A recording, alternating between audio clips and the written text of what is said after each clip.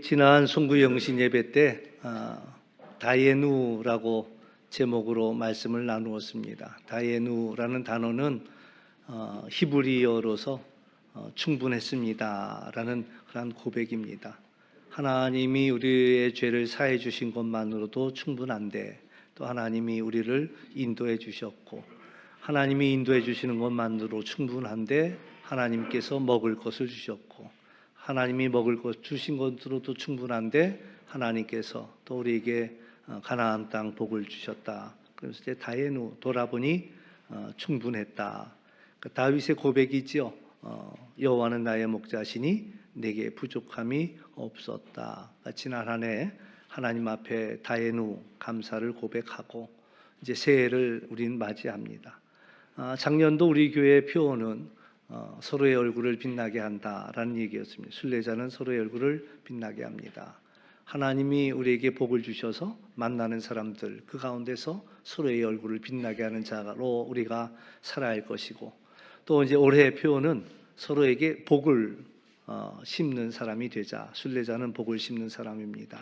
그러니까 서로에게 좋은 것들을 심어주는 자들이 되자. 이제 그런 뜻으로 또 올해의 표어를 삼았습니다. 그래서 복 중에 복은 또 하나님의 복음 말씀이고요. 우리가 서로의 마음속에 하나님의 말씀을 심어 주었으면 좋겠다. 그런 생각을 갖습니다. 그래서 올 한 해는 이제 전도에 대해서 마음의 비중을 두고 말씀의 비중을 두고 말씀을 전하려고 합니다. 그래서 제가 이제 말씀을 전하지만 이제 말씀이 꼭 전도하는 말씀처럼도 들릴 것이고요. 그러니까 우리가 하나님의 말씀을 전도받는다라는 차원에서 말씀을 듣기도 하고 또 우리가 세상 사람들을 향하여서 그들에게 전도한다라는 마음을 가지고 또 이 말씀을 우리가 받으면 또 이해하면 참 좋겠다 그런 생각을 갖습니다. 오늘은 이제 새해를 시작하면서 태초에 말씀이 계셨다. 요한복음의 1장 1절로부터 오늘 이제 다 읽지는 않았습니다만은 1장 1절에서부터 18절까지의 말씀들을 우리가 생각해 볼 수 있는데요. 태초에 말씀이 계셨고 이 말씀이 이제 이 말씀으로 온 세상들이 지어졌다. 그리고 이 말씀이 빛이 되어서 우리 곁에 오셨고 또 그러나 사람들은 이 빛을 알아보지 못했다라는 이야기가 오늘 우리에게 이야기하고자 하는 가장 중요한 부분이라 이야기할 수가 있습니다. 그가 세상에 계셨고요. 또 세상 그로 말미암아 지은 바 되었지만은 세상이 그를 알지 못했다. 그래서 그가 왔을 때의 백성들은 그를 영접하지 못했다라는 이야기입니다. 이 말씀은 이제 우리의 현실에 대해서 아주 냉혹하게 진단하고 있다라는 얘기입니다. 문제는 하나님을 알지 못했다라는 이야기죠. 세상을 하나님이 창조하셨고 우리 인간도 하나님이 만드셨는데 그러나 인간은 하나님을 알지 못했다, 알아보지 못했다라는 얘기입니다. 알지 못했다라는 이 단어는 히브리어로 에그노라는 단어를 쓰는데요. 이건 아주 의도적인 외면을 이야기합니다. 손을 내밀었지만 관계를 위해서 손을 내밀었지만 그것을 거절하는 것들을 의미합니다. 전도는 이제 여기서부터 시작이 돼요. 하나님을 몰라서가 아니라 하나님이 자기의 삶에 들어오는 것들을 불편해한다라는 그런 이야기지요. 빛이 오면 이제 모든 것들이 드러나게 되어 있습니다. 주님이 우리에게 가까이 오면요, 우리가 죄가 보이는 거예요.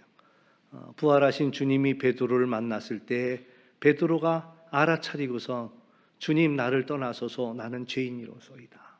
빛이 비춰지니까 내 죄가 보이기 시작하는 거예요. 또 주님이 가까이 오면 가까이 올수록 나의 어떤 위선이라든가 또 이중성이라든가 이런 것들이 드러나는 거예요. 또 감추고 싶었던 상처, 또 감추고 싶었던 과거 이런 것들이 막 드러나요.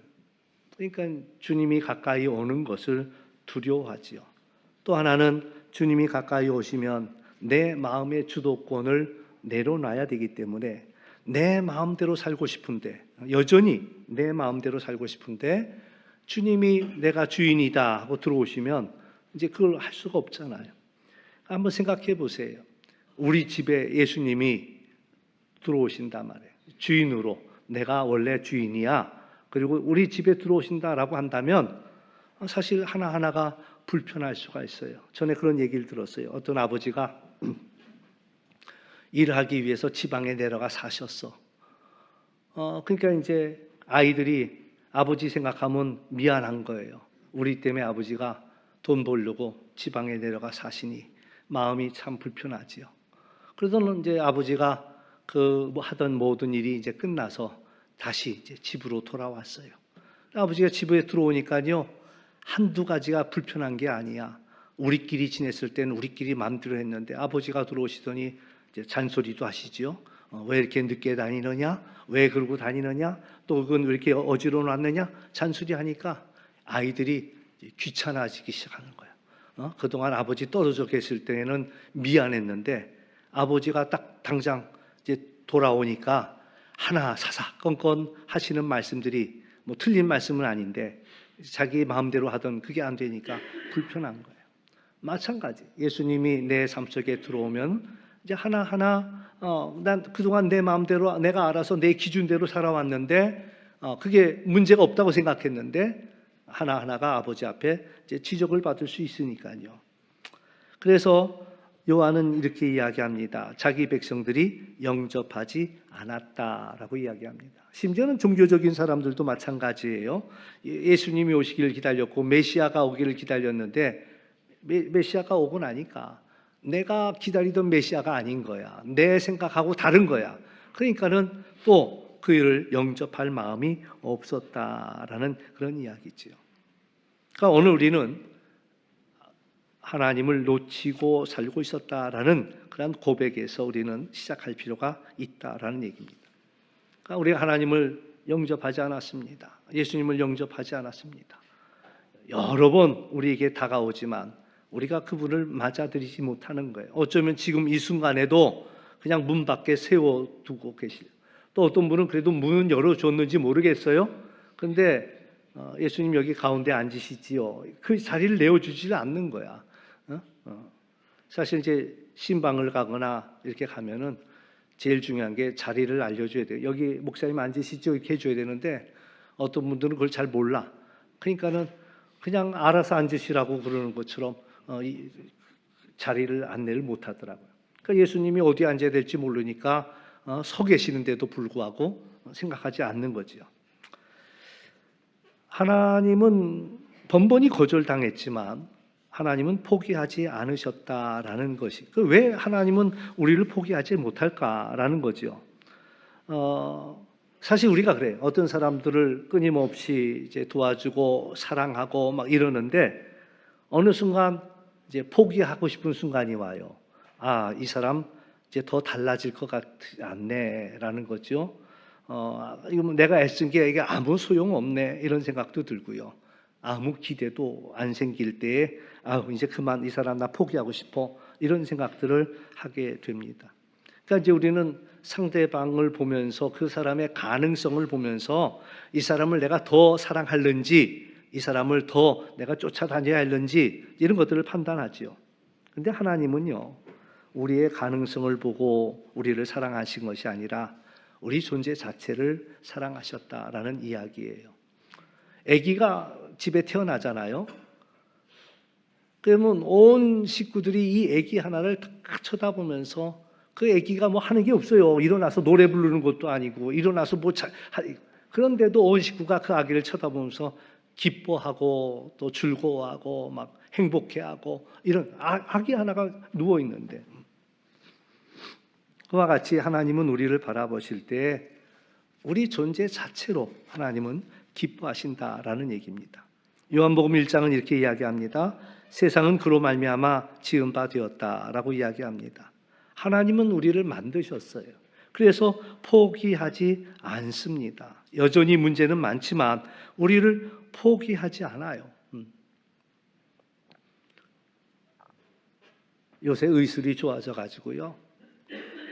아기를 이렇게 임신했는데 아기 사진을 찍어 보니까 뱃속에 있는 태아 사진을 찍어 보니까 문제가 있는 거예요. 이 아기의 심장에 구멍이 났어. 그걸 의술이 찾아냈단 말이죠. 그러니까 얘 수술하지 않으면 죽습니다. 이제. 근데 문제는요, 수술비가 엄청 비싸요. 엄청 비싸요. 아파트 한 채 값이야. 그런데 또 문제는 이 아이를 수술해도 이 아이가 살아날 가능성은 50% 반반이라는 거죠. 반반이라는 거예요. 그리고 이 아이가 수술에 성공해서도 태어났을 때 어떻게 살아갈지는 잘 모르겠다. 이제 집에서 가족 회의가 벌어졌습니다. 가족 회의가 열리기 전에 사람들은 뭐라 그러겠어요? 이 애기 엄마한테 그냥 포기해. 또 나면 되잖아. 포기해. 이렇게 얘기를 하는 거예요. 근데 가족 회의가 벌어졌는데 가족들도 말은 못하죠. 말은 못해요. 근데 가족들의 입에서도 나오려고 하는 말이 뭐냐면 또 나으면 되잖아. 또 나으면 되잖아. 수술비도 비싸고 수술이 성공할 확률도 반반밖에 안 되고 또 수술에 성공했다 할지라도 이 애가 앞으로 어떻게 살아갈지는 아무도 보장 못하고 근데 딱 한 사람이 포기를 못해요. 딱 한 사람이 포기를 못해요. 누가 포기를 못하겠어요? 애기 엄마가 포기를 못하는 거예요. 어떻게 포기? 제가 가지고 있는 물건이 많아요. 물건이 많다 그럴 때 뭐라고 표현합니까? 5만 가지를 다 갖고 있다 이런 얘기 하잖아요. 5만 가지. 저는 한 10만 가지를 가지고 있어. 그러니까는 사람들이 그래. 그거 좀 버려요. 그거 좀 버려요. 근데 저는 못 버려. 왜 못 버리냐? 쓸 때가 있거든. 쓸 수 있을 것 같거든. 남들이 보면 하나 쓸 데 없는데 내가 볼 때는 아직 쓸모가 있거든. 쓸 데가 있는 것 같은 거예요. 그러니까 못 버리는 거예요. 그러니 하나님이 우리를 바라보실 때 우리가 하나님 앞에 온전하지 못해도 부족하기 짝이 없어도 하나님이 포기하지 않는 거예요. 포기하지 않는 거야. 어떻게 포기해요? 더군다나 우리는 잘해주면 사랑해요. 그러다가 저 사람이 날 배신해? 그러면 나도 멀어져요. 거절당해? 아유, 네 마음대로 해라. 우리는 그래요. 근데 하나님은 그렇지 않은 거예요. 하나님의 본질은 사랑이라. 이렇게 이야기해요. 하나님의 본질이 사랑이라고 이야기해요.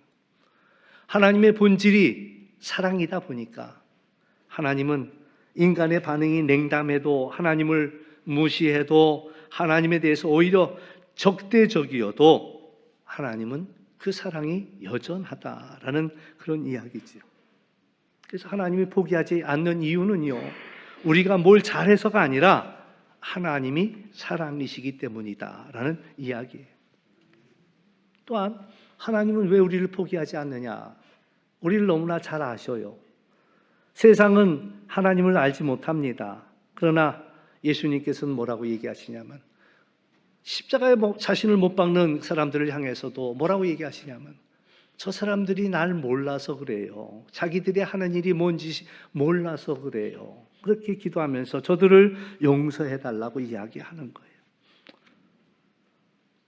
하나님은 우리가 하나님을 고의로 거절하지만 두려움 속에서 무지 속에서 있다는 것을 아시기 때문에 그러니까 우리가 하나님을 왜 두려워합니까? 하나님 앞에 상처받을까 봐 내가 살아온 이 내 인생이 다 흔들릴까 봐 또 지금 내가 하던 이 좋은 것들을 다 버려야 할까 봐 그래서 주저하는 거예요.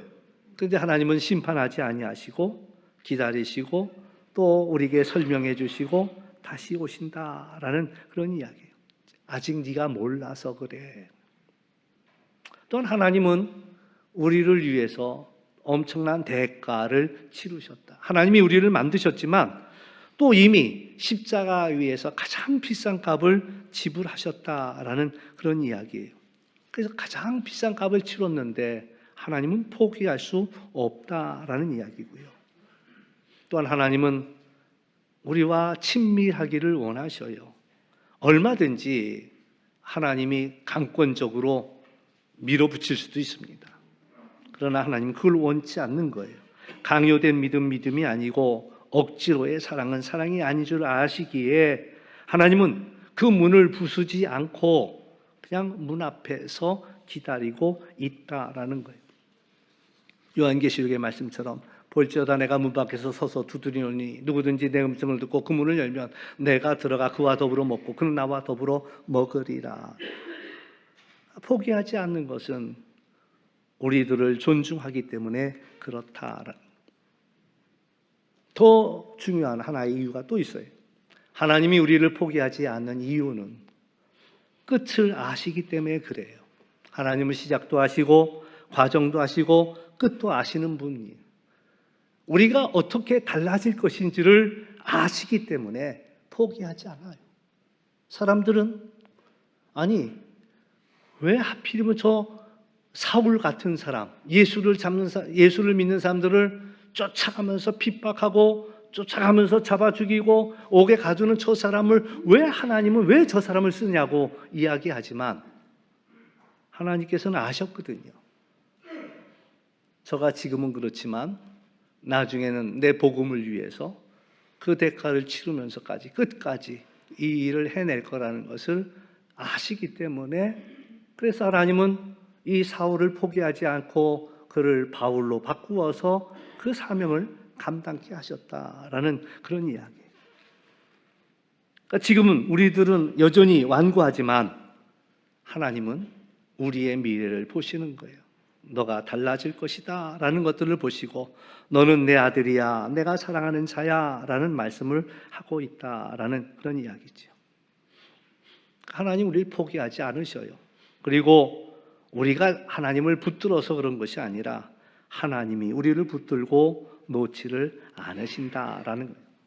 그러니까 성경의 이야기는 우리가 하나님을 찾은 이야기가 아니라 하나님이 우리를 끝까지 찾아오신 이야기라고 이야기할 수가 있습니다.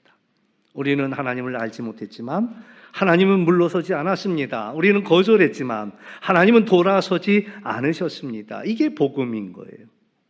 그래서 복음이 뭐냐 또 전도가 뭐냐라고 이야기할 때 하나님이 우리에게로 다가오시고 계시다라는 그런 이야기죠. 말씀이 육신이 되어서 우리 가운데 거하셨다. 거하셨다라는 단어는 텐트를 치셨다는 거예요. 아예 살기 위해서 짐을 다 싸들고 들어와고 우리 방에다가 짐을 다 풀어놓으신 거예요. 잠시 다녀가는 게 아니라 나 이제부터 여기서 살 거야. 짐을 다 풀어놓으신 거예요. 멀리서 우리에게 구원을 이야기하는 분이 아니라 바로 우리의 눈물을 보시고 우리의 아픔을 보시고 우리의 배고픔을 보시고 그리고 우리를 사랑하셨다라는 이야기예요. 그래서 우리가 전도할 때 끊임없이 해줘야 할 얘기는 우리가 부족함에도 불구하고 우리가 실패함에도 불구하고 우리가 하나님 앞에 대적함에도 불구하고 하나님은 당신을 포기하지 않습니다. 우리 옆에 분한테 한번 얘기해 보시죠. 하나님은 당신을 포기하지 않습니다. 아멘. 이게 복음이에요. 이게 복음. 영접하는 자에게 놀라운 일들이 일어납니다. 영접하는 자 곧 그 이름을 믿는 자들에게는 하나님의 자녀가 되는 권세를 주셨다라는 얘기입니다. 그래서 중요한 것은 영접한다라는 단어입니다. 우리가 예수님을 잘 아는 것만으로 충분하지 않습니다. 나 교회 잘 다니거든요. 다니는 것만으로도 충분하지 않습니다. 나 교회에서 일 많이 하거든요. 교회에서 일 많이 하는 것만으로도 충분하지 않습니다. 내 마음속에 영접해야 한다라는 겁니다. 내 마음에 영접한다라는 첫 번째 뜻은 내 삶의 주도권을 주님께로 넘기겠다라는 얘기입니다. 주님이 손님이 아니라 주인으로 내 마음속에 모시겠다. 그 결과는 놀랍습니다. 하나님의 자녀가 되는 권세를 주신다라고 이야기합니다. 그러니까 우리가 영접하는 그 순간 우리의 신분이 우리의 정체성이 달라진다라는 얘기입니다. 전에는 고와 같은 존재였습니다. 이제는 하나님의 자녀로서 하나님의 보호와 하나님의 인도를 받는 자가 되었다라는 거예요. 전에는 우리가 방황하던 인생이었습니다. 그러나 이제는 하나님 앞에 부름받은 인생으로 살아간다라는 거예요. 전에는 우리도 모르지만 죄의 종이었습니다. 그러나 이제는 하나님의 사람으로서 살아가게 된다. 이거는 혈통도 노력도 종교도 아닙니다. 혈통으로나 육정으로나 사람의 뜻으로 나지 않고 하나님께로 났다라고 이야기합니다. 하나님과 친밀한 관계가 된 거예요. 하나님을 알지 못하는 사람들은 하나님이 그저 두렵기만 합니다. 그러나 이제 하나님께서 우리의 아버지가 되어주신다라는 것이고 우리의 삶 속에 은혜와 진리가 들어온다라는 이야기고요. 내 삶의 모든 일들이 새로워지는 것을 의미합니다. 심지어 고난 자체도 우리가 예수님을 믿는다고 하고 영접한 후에도 우리의 인생 속에는 고난이 있습니다. 문제가 있습니다. 아픔이 있습니다. 그러나 그 의미가 달라졌다라는 이야기예요. 우연히 일어난 일이 아니라 하나님의 섭리가 있다라고 이야기하고 실패했지만 실패한 것으로 끝난 것이 아니라 하나님은 우리를 연단시키고 있다, 훈련시키고 있다라고 이야기하고 우리에게 상처가 있지만 하나님이 우리에게 이것을 허락하신 것에는 우리가 해야 할 일이 있다라고 우리는 그것을 새롭게 볼 수 있다라는 이야기입니다. 그래서 오늘 하나님께서는 우리를 새로운 자리로 부르고 계시다라는 얘기입니다. 은혜와 진리가 충만하신 주님, 사람들이 하나님을 거절하는 이유 중에 한 가지는 두려움입니다. 왜? 내가 잘못한 게 많거든요. 하나님이 정죄할까 봐, 하나님이 심판하실까 봐, 내가 하나님의 뜻대로 살지 못할까 봐, 이것도 두려운 거예요. 물론 지금 누리고 있는 것들을 잃게 될까 봐 이것도 두렵지요. 그러나 요한은 분명하게 이야기합니다. 은혜와 진리가 충만하다. 은혜와 진리가 우리의 삶 속에 들어오면요, 우리가 실패해도 낙심하지 않습니다. 왜? 물론 우리가 잘못한 거 압니다. 그러나 하나님은 여전히 우리를 사랑하시고 우리를 믿어주시기에 우리는 낙심하지 않습니다. 요새 새벽에 요한 1서 말씀을 나누고 있습니다. 근데 거기에서 하나님이 요구하는 게 있어요. 빛 가운데로 나오라는 거예요. 근데 빛 가운데로 나가는 게 두렵잖아요. 근데 하나님이 그렇게 말씀하시는 거예요. 너희가 완벽하지 않다는 거 안다는 거예요. 우리가 연약하다는 거 안다는 거예요. 우리가 실수하고 넘어지는 거 하나님도 잘 아신다는 거예요. 다만 하나님이 원치 않는 것은 뭐냐? 숨기는 거, 죄를 숨기는 거 원치 않는 거예요. 또 죄 없다라고 부인하는 것도 원치 않는 거예요. 그냥 하나님 앞에 제가 또 실수했어요. 그러고 하나님 앞에 고백하면 그는 미쁘고 의로우셔서 우리를 용서하시고 우리를 다 받아주신다라는 거예요. 시편 149편 지난 금요일날 우리가 함께 나누었는데 시편 149편 말씀을 보면은 하나님이 그 사랑하는 자에게 구원을 베푸실 뿐만 아니라 겸손한 자를 그 구원을 더 아름답게 해주신다라고 말씀합니다. 우리 인간은 겸손한 자에게 하나님이 그 구원을 더 아름답게 해주신다고 했는데 누가 겸손하냐라고 해요. 겸손이라는 이 단어가 의미하는 바는 우리의 약점을 아는 겁니다. 우리의 연약함을 아는 거예요. 나는 부족하다는 걸 아는 거예요. 나는 부족해서 주님 아니면 나는 살 수 없습니다 라고 고백하는 그 자에게 하나님은 구원을 베풀어 주실 뿐만, 우리의 죄를 사해 주실 뿐만 아니라 구원해 주실 뿐만 아니라 우리의 구원을 더 아름답게 해 주시겠다라고 말씀해 주고 있습니다. 전에는 하나님과의 관계가 두려웠어요. 그러나 이제는 신뢰고 친밀함이에요. 어느 집에 보니까 아이를 키우는데요, 어떤 아버지 어머니는 엄격합니다. 그러니까 아이들이요, 아버지 어머니가 너무 엄격하니까 눈치만 봐요.